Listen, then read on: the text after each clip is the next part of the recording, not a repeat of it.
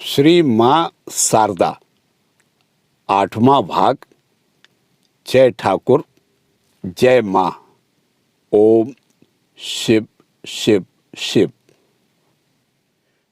धीरे धीरे श्री रामकृष्ण देव के गले की बीमारी का सूत्रपात हुआ। यह घटना जून 1885 ईस्वी की है। उसके साथ ही दक्षिणेश्वर के मधुमेह दिन भी समाप्त हुए।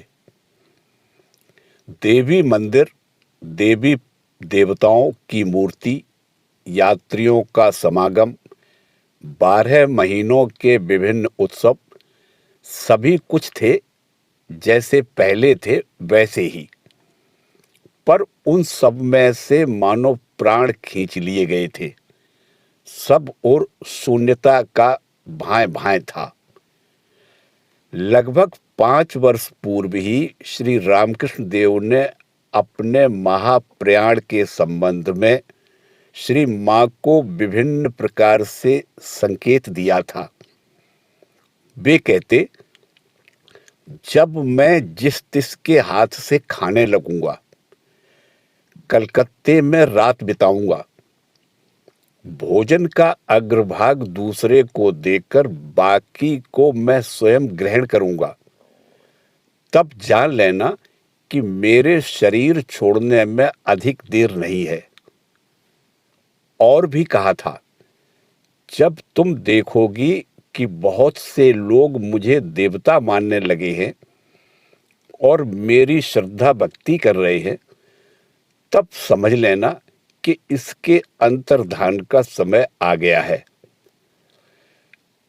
अंतिम समय में ये सारी घटनाएं क्रमशः घटने लगी। श्री माँ सब कुछ देखती और शंकित हो उठती थी। एकांत में बैठकर रोती, किंतु उनके प्रतिकार का कोई उपाय नहीं था। श्री रामकृष्ण देव का कंठ रोग क्रमशः बढ़ता ही चला। नाना प्रकार की चिकित्साएं की गई, पर कोई फल नहीं हुआ। उस दुस्साध्य व्याधि की सुचिकित्सा के लिए भक्तगण श्री रामकृष्ण देव की सम्मति से श्यामपुकुर में एक छोटा सा 2 मंजिला मकान किराए पर ले उन्हें वहां ले गए। यह घटना 1885 के अक्टूबर के प्रारंभ की है। कलकत्ते के तत्कालीन सुप्रसिद्ध डॉक्टर महेंद्रलाल सरकार की चिकित्सा होने लगी। युवक भक्त स्वतः प्रवृत्त हो उनकी सेवा करने लगे, किंतु आवश्यक पथ्य के अभाव में चिकित्सा का कोई सफल दृष्टिगोचर नहीं हुआ। श्यामपुकुर के उस छोटे से मकान में अंतःपुर नहीं था, इसलिए श्री माँ को दक्षिणेश्वर में ही रहना पड़ा। इधर एक महिला भक्त ने यह स्वकल्पित बात फैला दी कि माता जी पर असंतुष्ट हो श्री रामकृष्ण देव कलकत्ते चले गए हैं। यह सुनते ही श्री माँ गाड़ी में श्यामपुकुर पहुंची और रोती हुई श्री रामकृष्ण देव से कहने लगी, सुनती हूं तुम मुझ पर अप्रसन्न होकर यहां चले आए हो। श्री रामकृष्ण देव विस्मित होकर बोले, नहीं तो, किसने तुमसे यह बात कही? श्री मां ने उत्तर दिया, गोलाप ने। यह सुनकर श्री रामकृष्ण देव बहुत ही असंतुष्ट हुए और कहा, अच्छा, उसने ऐसा कहकर तुमको रुलाया है? वह जानती नहीं कि तुम कौन हो। कहाँ है वह? उसे आने तो दो। श्री मां शांत होकर तब दक्षिणेश्वर लौट गई। बाद में उक्त महिला भक्त के आते ही उसे फटकारते हुए श्री रामकृष्ण देव ने कहा, तुमने यह क्या कहकर उसे रुलाया है? तुम्हें पता नहीं वह कौन है? अभी जाकर उससे क्षमा मांगो। गोलाप सुंदरी उसी समय पैदल दक्षिणेश्वर पहुंची और रोती हुई श्री माँ से कहने लगी, माँ, ठाकुर मुझ पर बहुत नाराज है। बिना सोचे समझे मैंने वैसी बात कह डाली। श्री माँ ने कुछ उत्तर न दे हंसते हुए 3 बार ए गोलाप कहकर उनकी पीठ थपथपाई। इससे गोलाप माँ का सारा दुख गायब हो मन शांत हो गया।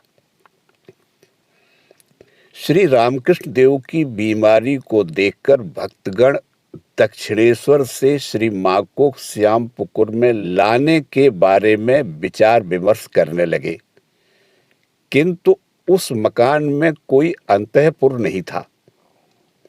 श्री माँ परम लज्जाशीला थी। कितने ही अपरिचित लोग वहां आते जाते रहते थे। सर्वदा यात्रियों का तांता लगा रहता था। ऐसी स्थिति में उनका रहना कैसे संभव हो सकता था? किंतु उनका आना भी तो आवश्यक था। उस संबंध में श्री रामकृष्ण देव से अनुमति मांगी गई। उन्होंने कहा, यहां आकर रहना क्या उसके लिए संभव हो सकेगा? जो हो उससे पूछ कर देखो। सारी बातें जानने पर भी यदि वह आना चाहे तो आए। श्री माँ के समक्ष यह प्रस्ताव रखते ही सारी असुविधाओं की बातों को एक ओर हटाकर वे तत्काल श्यामपुकुर के मकान में आ पहुंची।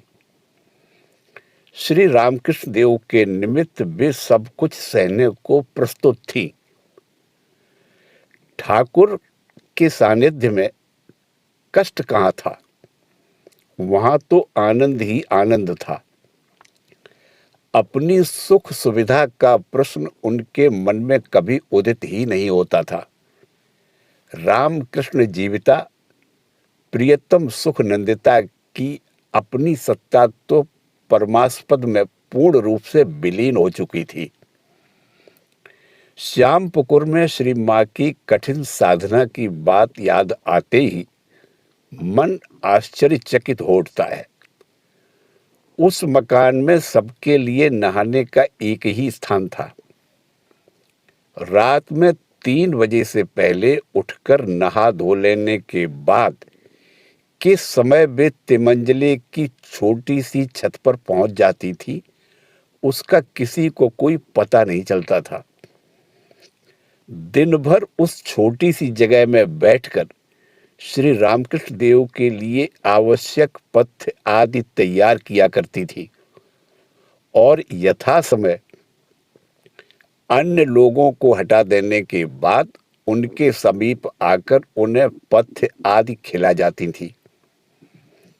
अधिक रात होने पर जब सब लोग सो जाते, तब श्री माँ अपने लिए निर्धारित दूसरी मंजिल के कमरे में उतरती थी। अधिक से अधिक 3 घंटे उन्हें विश्राम करने का अवकाश मिलता था। इधर चिकित्सा से श्री रामकृष्ण देव की बीमारी थोड़ी भी नहीं घटी। उनकी आत्मा स्थूल देह को छोड़कर असीम ज्योतिर्मय आकाश में विचरण करने लगी। सूक्ष्म देह से दूर दूर तक जाकर वे बहुत से व्यक्तियों पर कृपा करने लगे। स्थूल देह में मानो वे और आबद्ध रहना नहीं चाहते थे। एक दिन विजय कृष्ण गोस्वामी ढाके से आए और कहा, मैं एक दिन ढाके में अपने कमरे का दरवाजा भीतर से बंद करके ईश्वर चिंतन कर रहा था कि अकस्मात परमहंस देव ने मुझे सशरीर दर्शन दिया और मुझ पर कृपा की। मैंने पहले तो इसे अपनी बुद्धि का भ्रम समझा, फिर जब उसकी सत्यता की जांच के लिए मैंने उनके अंग प्रत्यंगों को अपने हाथ से छूकर देखा, तब कहीं विश्वास हुआ। विजय के मुंह से यह बात सुनकर सब कोई स्तंभित हो गए, क्योंकि श्री रामकृष्ण देव तो उस समय श्यामपुकुर में थे। श्री रामकृष्ण देव के अधरों पर मृदु मंद हंसी बिखर उठी। श्री रामकृष्ण देव की स्थूल देह की बीमारी तेजी के साथ बढ़ती ही चली। किसी भी दवा से कोई फायदा नहीं पहुंचते देखकर डॉक्टर सरकार विचलित हो उठे। भक्तों की चिंता की सीमा नहीं थी। डॉक्टर के परामर्शानुसार कलकत्ते से बाहर किसी खुले स्थान में हवा बदलने के लिए उन्हें ले जाना निश्चित हुआ। लगभग 2.5 महीने श्यामपुकुर में रहने के बाद 1885 ईस्वी के 11 दिसंबर के सायंकाल को शुभ मुहूर्त में श्री रामकृष्ण देव को कलकत्ते के समीप काशीपुर लाया गया। श्री मां भी साथ में थी। अंतरंग त्यागी पार्षदगण भी श्री रामकृष्ण देव के सानिध्य में उपस्थित हुए। इस प्रकार काशीपुर के उद्यान में श्री रामकृष्ण देव ने अपने कंठ रोग का अवलंबन कर भावी धर्म संघ की नींव डाली और शक्ति स्वरूपिणी माता श्री शारदा देवी इसकी अधिष्ठात्री देवी बनी। श्री रामकृष्ण देव ने अपनी नरलीला के शेष 8 महीने काशीपुर में ही व्यतीत किए। काशीपुर में श्री मां के दिन कितनी चिंता में बीते इसका वर्णन असंभव है। श्री रामकृष्ण देव के असहनीय कष्ट को देखकर पाषाण हृदय भी विगलित हो उठता था। वे पानी तक निकल नहीं सकते थे। श्री मां ने कहा था, किसी किसी दिन गले से नाक से सूजी निकल आती थी। उस समय उन्हें असह्य वेदना होती थी। इसके ऊपर श्री रामकृष्ण देव को बारंबार भाव समाधि होती थी। गंभीर विषयों पर चर्चा हरदम चलती रहती थी। एक दिन भावाविष्ट होकर कभी संकेत करते हुए, कभी धीमे स्वर से श्री रामकृष्ण देव कहने लगे, यदि और कुछ दिन यह शरीर रहता तो लोगों में चैतन्य का संचार होता। कुछ देर चुप रहकर फिर बोले, सो माता इस शरीर को नहीं रखेगी, सो नहीं रखेगी। यह सीधा साधा मूर्ख कहीं सब कुछ न दे डाले। ऐसे ही तो कलिकाल में जप ध्यान नहीं है। इस समय एक दिन श्री रामकृष्ण देव को एक दिव्य दर्शन प्राप्त हुआ। उन्होंने देखा कि उनका सूक्ष्म शरीर स्थूल देह से निकलकर बाहर घूम रहा है। बाद में उन्होंने कहा था, मैंने देखा कि उसकी सारी पीठ में घाव हो गया है। यह देखकर मैं सोचने लगा कि ऐसा क्यों हुआ। तब माता ने दिखाया कि यथेच्छ आचरण करने वाले लोग आकर इसको छूते हैं और उनकी दुर्दशा देखकर मन में दया होती है। फलस्वरूप उनके कुकर्मों के फल को ले लेना पड़ता है। उसी का यह परिणाम है। तभी तो अपने गले को दिखाकर ऐसा हुआ है। नहीं तो इस शरीर ने ऐसा कुछ भी अनुचित नहीं किया जिससे कि इतना कष्ट उठाना पड़े। जीवों के पापों को अपने ऊपर लेने के कारण ही उनको इतनी कठिन बीमारी हुई थी। उनके मुख से उक्त दिव्य दर्शन की बात सुनकर बहुत से लोगों को बड़ा ही दुख हुआ। इस समय की एक अचिंतनीय घटना से सब कोई अत्यंत चिंतित और विचलित हो उठे थे। कुछ भक्त काली माता की पूजा के लिए फल, मिठाई इत्यादि लेकर दक्षिणेश्वर पहुंचे। वहां जाकर उन्होंने देखा कि श्री रामकृष्ण देव वहां नहीं है। पूछने पर जब उन्हें विदित हुआ कि वे चिकित्सा के लिए काशीपुर में हैं, तब उन्होंने श्री रामकृष्ण देव के कमरे में उनके चित्र के सम्मुख मिठाई आदि निवेदित कर प्रसाद ग्रहण किया। काशीपुर में यह समाचार पहुंचते ही श्री रामकृष्ण देव के अनिष्ट की आशंका से सब कोई बड़े चिंतित हो उठे। श्री मां भी आतंकग्रस्त होकर विचारने लगी, वे इतने बीमार हैं, न जाने क्या होगा। श्री रामकृष्ण देव भी उक्त समाचार को सुनकर बारंबार कहने लगे, देखो तो कैसा अनुचित काम किया है। जगन माता के लिए लाकर सब कुछ यहीं दे डाला, यह क्या उचित था? उन लोगों ने ऐसा क्यों किया? रात में श्री मां उन्हें पथ्य देने के लिए उनके कमरे में गई। उस समय एकांत में श्री रामकृष्ण देव उनसे कहने लगे, देखो तुम लोग चिंतित न होना, इसके बाद घर घर मेरी पूजा होगी। मैं सच कह रहा हूं, इस बात का विश्वास रखो। इस घटना का उल्लेख कर श्री मां कहा करती थी, उस दिन मैंने पहली बार उन्हें मेरा शब्द उच्चारण करते हुए सुना। अपने बारे में वे कभी मैं अथवा मेरा नहीं कहते थे, कहते इस ढांचे का, अथवा अपने शरीर को दिखाकर कहते इसका। श्री रामकृष्ण देव का अहम भाव जगन माता में लीन हो चुका था। काशीपुर के बगीचे में एक दिन श्री मां 2.5 सेर दूध का एक पात्र लेकर सीढ़ी से ऊपर जा रही थी कि सिर में चक्कर आ जाने से वे गिर पड़ी। दूध खराब हुआ सो अलग, पर उनकी एड़ी की हड्डी सरक जाने से उनका चलना फिरना भी बंद हो गया।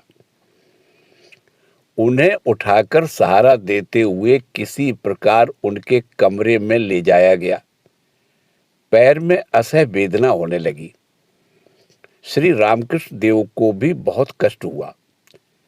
श्री मां उनके लिए माड़ तैयार करके ऊपर उनके कमरे में ले जाकर बड़े यत्न पूर्वक उन्हें खिलाती थी। बाल स्वभाव श्री रामकृष्ण देव को चिंता हुई, अब कौन माड़ बनाएगा, कौन खिलाएगा। ऐसे कष्ट में भी उनकी रसिकता का अंत नहीं था। बालक भक्त बाबूराम को बुलाकर वे कहने लगे, अरे बाबूराम, अब क्या होगा? भोजन की क्या व्यवस्था होगी? मुझे कौन खिलाएगा?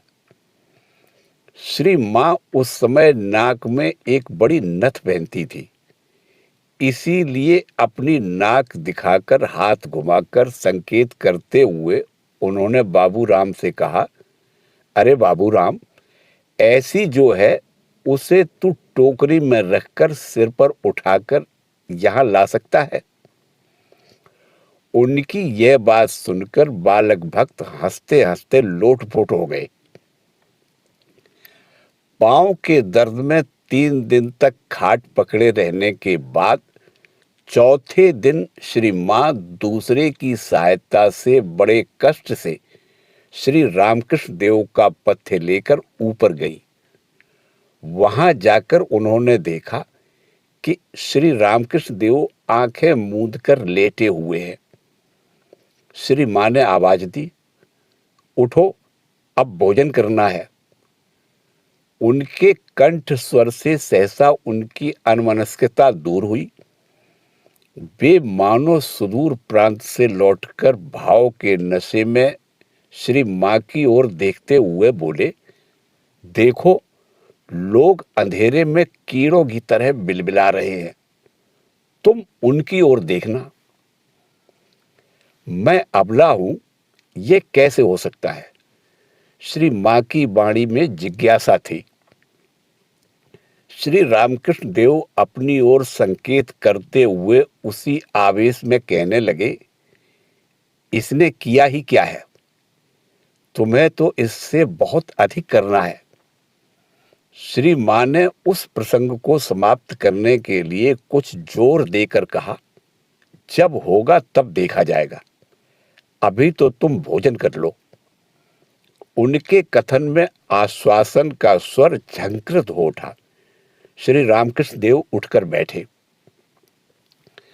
श्री रामकृष्ण देव लीला देह को त्याग कर स्वधाम चले जाने को प्रस्तुत हो उठे थे।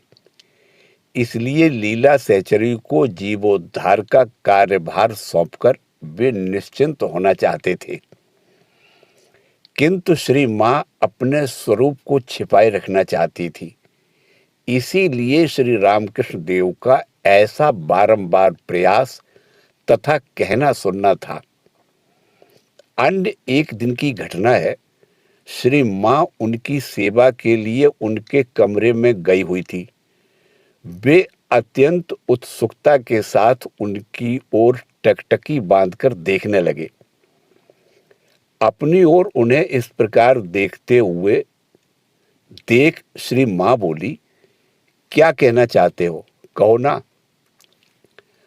श्री रामकृष्ण देव अभियोग के स्वर में कहने लगे, क्यों भला, क्या तुम कुछ भी न करोगी? अपना शरीर दिखाकर इसी को सब कुछ करना होगा। तब भी श्री माँ ने संकोच के साथ उत्तर दिया, मैं अबला हूं, मैं कर ही क्या सकती हूं। श्री रामकृष्ण देव बड़े व्यग्र हो उठे और बोले, नहीं नहीं, तुमको बहुत कुछ करना है। उस समय भी यह प्रसंग पहले की भांति दबा दिया गया। अथवा यह भी हो सकता है कि श्री रामकृष्ण देव ने और भी कुछ कहा हो जिसे श्री माँ ने कभी किसी के पास प्रकट नहीं किया। काशीपुर आगमन के बाद छोटी बड़ी विभिन्न घटनाओं से दिनों दिन यह स्पष्ट विदित होने लगा कि श्री रामकृष्ण देव स्थूल शरीर में अब और आबद्ध रहना नहीं चाहते। उनका आत्मा पक्षी असीम ज्योतिर्मय गगन में विचरण करना चाहता था। श्री माँ सब कुछ देखती और एकांत में बैठकर रोती। दैवी इच्छा को कौन रोक सकता है? विभिन्न अचिंतनीय घटनाओं के एकत्र समावेश से श्री माँ किंग कर्तव्य विमूढ़ हो उठी थी। काशीपुर के बगीचे में दक्षिण की ओर के एक खजूर के वृक्ष से रस निकाला जा रहा था। युवक भक्तों की इच्छा हुई कि एक दिन शाम को अवकाश के समय खजूर का रस पिया जाए। एक दिन जाड़े की संध्या को निरंजन आदि भक्त शोरगुल मचाते हुए रस पीने लगे। उस समय अपने कमरे में बैठकर श्री माँ ने देखा कि श्री रामकृष्ण देव बड़ी द्रुत गति से नीचे उतरे। विस्मित हो वे सोचने लगी, यह क्या संभव है? जिनको करवट बदलने के लिए भी सहारा देना पड़ता है, वे इतनी तेजी से नीचे कैसे उतर सकते हैं? किंतु आंखों देखी घटना का अविश्वास भी कैसे किया जा सकता है? वे तुरंत उनके कमरे में पहुंची। बिस्तर खाली पड़ा हुआ था। श्री रामकृष्ण देव कमरे में नहीं थे। वे भय से कांप उठी। इधर उधर उन्हें ढूंढने लगी। कहीं भी उनका पता न लगने पर चिंताकुल हो वे अपने कमरे में लौट गई और उदास होकर बैठी रही। कुछ देर बाद उन्होंने देखा कि श्री रामकृष्ण देव बड़ी तेजी से आकर अपने कमरे में प्रविष्ट हुए। ऊपर जाकर श्री माँ ने देखा कि वे पहले की ही भांति बिस्तर पर लेटे हुए हैं। दूसरे दिन भोजन कराते समय उक्त घटना की चर्चा करने पर श्री रामकृष्ण देव ने तो पहले उसे छिपाने की चेष्टा की। पूछा, तुमने देखा है? फिर कुछ धीमे स्वर से कहने लगे, ये सब लड़के यहाँ आए हैं, वे तो बच्चे ही हैं।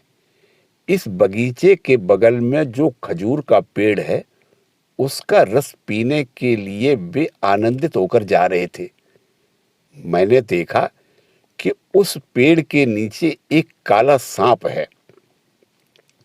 वह इतना क्रोधी है कि सबको काट खाता। लड़कों को यह पता नहीं था, इसलिए दूसरे रास्ते से वहां पहुंचकर मैंने उसे बगीचे से बाहर निकाल दिया और कह आया कि अब कभी भीतर नहीं आना।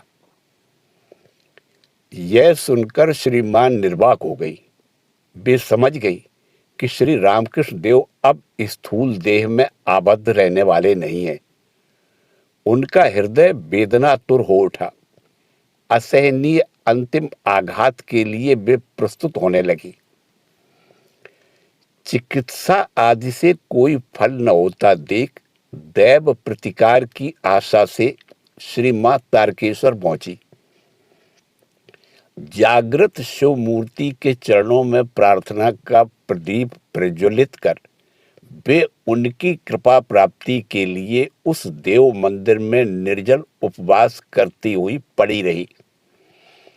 एक दिन गया, 2 दिन बीते, पर उस प्रस्तर में देवता से कोई उन्हें उत्तर नहीं मिला। उत्कंठा के साथ श्री मां प्रतीक्षा करती रही।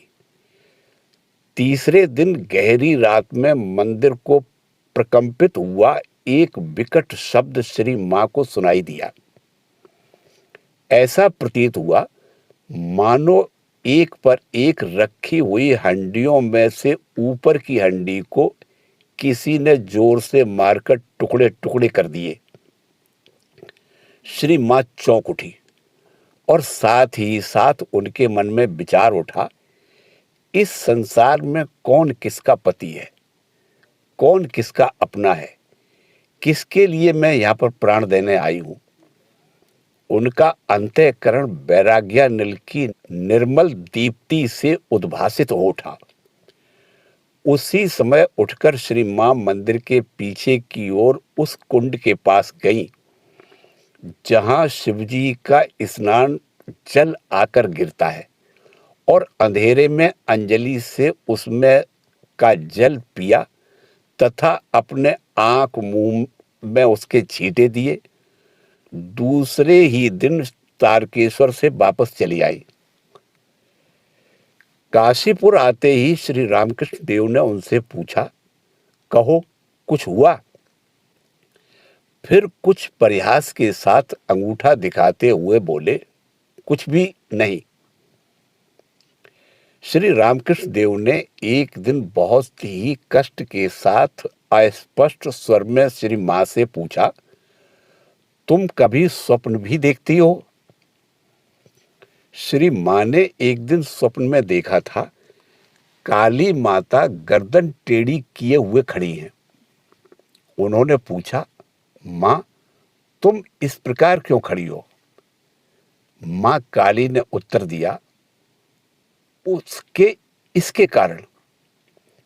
श्री रामकृष्ण देव के गले के घाव को दिखाती हुई, मुझे भी हो गया है। बाद में श्री रामकृष्ण देव ने कहा, जो कुछ भोग था सब मैंने भोग लिया। अब तुम में से किसी को कोई कष्ट नहीं भोगना पड़ेगा। संसार के सबके लिए मैंने भुगत लिया। जीव कल्याणार्थ अवतीर्ण श्री रामकृष्ण देव ने संसार के पाप भार को हल्का करने के लिए असंख्य पापी तापियों के पाप ताप को अपने शरीर में ले लिया था। इसीलिए तो उन्हें ऐसी कठिन बीमारी हुई थी। श्री मां ने एक दिन कहा था, ठाकुर इच्छा मृत्यु थे। समाधि मग्न दशा में वे अनायास अपना शरीर छोड़ सकते थे। वे कहते, आहा, बच्चों को एक सूत्र में अगर बांध सकता। इसीलिए तो इतना कष्ट पाते हुए भी उन्होंने अपना शरीर नहीं छोड़ा। बीमारी का अवलंबन कर श्री रामकृष्ण देव ने काशीपुर में बहुतों पर कृपा की। कल्पतरु होकर एक दिन उन्होंने अनेक भक्तों को चैतन्य प्रदान किया। अपनी रोग शैया के समीप त्यागी संतानों को एकत्र कर युग धर्म प्रचारार्थ उन्होंने रामकृष्ण त्यागी संघ की स्थापना की। अतीत की घटनाओं की चर्चा करते हुए माताजी ने एक दिन कहा था, काशीपुर का बगीचा उनका अंतिम लीला निकेतन है। वहां पर कितनी ही तपस्या और ध्यान समाधि हुई है। वह उनकी महासमाधि का स्थान है। वहां ध्यान करने से सिद्धि होती है। श्री रामकृष्ण देव अंतिम शैया पर लेटे हुए थे। दिन प्रतिदिन श्री मां अपार क्लेश सहन कर रही थी। उनके शारीरिक कष्ट और मानसिक वेदना की सीमा नहीं थी।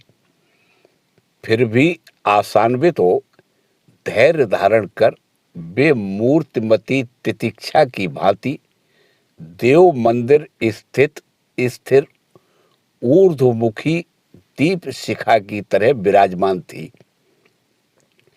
आरोग्य कामना की हरदम प्रार्थना करते हुए वे दिन रात लगातार श्री रामकृष्ण देव की सेवा में संलग्न थी। दीर्घकालीन बीमारी से श्री रामकृष्ण देव अस्थि चर्म मात्र हो चुके थे। उनको देखकर श्री मां का हृदय विदीर्ण हो जाता था। ऐसी स्थिति में भी श्री रामकृष्ण देव की भाव समाधि का विराम नहीं था। भक्तगण विस्मय विह्वल हो उन समाधि चित्रों को देखते। उनका चंद्र बदन उज्जवल और प्रेमानुरंजित हो उठता था। उन आनंदमय महापुरुष की देव दुर्लभ पवित्र मोहन मूर्ति को देखकर हृदय शांति रस से भर जाता था। एक दिन अर्धवाय दशा में धीर गंभीर स्वर से श्री रामकृष्ण देव कहने लगे, इसके अंदर दो विद्यमान हैं। एक तो वे स्वयं ही है और एक है भक्त के रूप में। उसी का हाथ टूटा था और वही बीमार है, समझे? मैं किससे कहूं और समझेगा भी कौन? वे मनुष्य के रूप में अवतार ले भक्तों के साथ आते हैं। भक्त भी उनके ही साथ फिर से वापस चले जाते हैं। विस्मित होकर भक्तगण यह देववाणी सुनने लगे। फिर इसके साथ ही अनुयायियों में अलौकिक शक्ति संचार भी चल रहा था। सबको तीव्र साधना में नियोजित किया जा रहा था। प्रत्येक को अलग अलग बुलाकर गुही तत्व की शिक्षा दी जा रही थी। महिला भक्त योगींद्र मोहिनी के मन में वृंदावन जाकर तपस्या करने की तीव्र इच्छा उत्पन्न हुई। अवसर पाकर उन्होंने श्री रामकृष्ण देव के समीप अपनी अभिलाषा व्यक्त की। सब कुछ सुनने के बाद वे उल्लसित होकर कहने लगे, तुम वृंदावन जाना चाहती हो, अच्छी बात है, जाओ, वहां तुम्हें सब कुछ मिलेगा। उसी समय श्री रामकृष्ण देव का पथ्य लेकर श्री मां वहां उपस्थित हुई। उनको देखते ही श्री रामकृष्ण देव योगीन मां से कहने लगे, उससे पूछा है, वह क्या कहती है? श्री मां को पहले से ही सब कुछ विदित था, इसीलिए उन्होंने कहा, मैं और क्या कह सकती हूं? जो कुछ कहना था तुम्ही ने तो कह दिया। पर अपनी पहली बात को दोहराते हुए श्री रामकृष्ण देव ने योगीन मां को परामर्श दिया, देखो बेटी, उसे राजी करके जाना, तुम्हारा सब कुछ हो जाएगा। श्री मां ने कोई उत्तर नहीं दिया। वे यथा समय श्री रामकृष्ण देव के भोजन के बर्तनों को लेकर नीचे चली गई। दूसरे दिन प्रातःकाल वृंदावन यात्रा से पूर्व योगींद्र मोहिनी श्री रामकृष्ण देव और श्री मां का आशीर्वाद लेने काशीपुर में उपस्थित हुई। श्री रामकृष्ण देव को प्रणाम कर जब वे श्री माँ को प्रणाम करने गई तो माता जी ने उनके मस्तक पर हाथ रखकर मंत्र जप करके उन्हें आशीर्वाद देकर विदा दी। नरलीला संवरण के कुछ ही दिन बाकी थे। एक दिन श्री रामकृष्ण देव का अद्भुत भावांतर हुआ। श्री माँ को बुला लाने के लिए उन्होंने शशि को भेजा और कहने लगे, वह बहुत ही बुद्धिमती है, वह आने से यहाँ की अवस्था को ठीक ठीक समझ सकती है। श्री माँ के आने पर उन्होंने कहा, देखो, पता नहीं मेरे मन में क्यों सर्वदा ब्रह्म भाव की उद्दीपना हो रही है। श्री माँ भला क्या कहें। वे समझ गई कि ब्रह्म में लीन होने वाले उनके मन को अब नीचे नहीं लाया जा सकता। कांपते हुए स्वर से उन्हें आश्वासन देती हुई आंसुओं को छिपाने के लिए वे मुंह फेरकर खड़ी हो गई। शरीर छोड़ने के दिन श्री रामकृष्ण देव मौन धारण कर असीम की ओर दृष्टि स्थापन करके तकिए के सहारे बैठे हुए थे। उनकी रोग शैया को घेरकर भक्तगण चुपचाप बैठे हुए थे। चारों ओर गंभीर विषाद की मर्म वेदना छाई हुई थी। श्री रामकृष्ण देव को मौन देखकर सब कोई सोचने लगे कि उनकी बोली बंद हो गई है। लक्ष्मी मणि को साथ लेकर श्री माँ वहां उपस्थित हुई। उन्हें देखकर श्री रामकृष्ण देव कहने लगे, आ गई? देखो, मुझे ऐसा मालूम हो रहा है मानो मैं कहीं जा रहा हूं। चारों ओर पानी ही पानी है और मैं उसके अंदर पता नहीं कितनी दूर चला जा रहा हूं। श्री माँ रोने लगी। सायंकाल के कुछ ही देर बाद श्री रामकृष्ण देव गंभीर समाधि में निमग्न हुए। शरीर निस्पंद निश्चल हो गया। मध्य रात्रि में उन्हें सहज अवस्था प्राप्त हुई। उन्होंने बिना कष्ट के सींची हुई पतली सूजी भी थोड़ी सी खाई। नरेंद्रनाथ अर्थात स्वामी विवेकानंद ने उनसे थोड़ा सो जाने के लिए प्रार्थना की। बड़े स्वाभाविक कंठ से 3 बार जोर से काली का उच्चारण कर श्री रामकृष्ण देव भावस्थ हो गए। उस दिन रविवार था, 15 अगस्त सन 1886 ईस्वी। महानिशा की निस्तब्धता को भंग करते हुए झींगुरों के शब्द सुनाई दे रहे थे। रात्रि के 1:06 के समय श्री रामकृष्ण देव का शरीर अकस्मात बारंबार पुलकित और रोमांचित होने लगा। उनकी दृष्टि नासिका के अग्रभाग पर स्थिर हो गई। समग्र मुखमंडल दिव्यानंद से उद्भासित हो उठा। वे समाधिस्थ हो गए। यह समाधि ही महासमाधि में परिणत हुई। दूसरे दिन दोपहर तक समाधिस्थ रहने के बाद श्री रामकृष्ण देव स्वरूप में लीन हो गए। पूर्ण में जा मिला। श्री माँ रो उठी, मेरी माँ काली, मुझे छोड़कर कहाँ चली गई तुम? जय ठाकुर, जय माँ।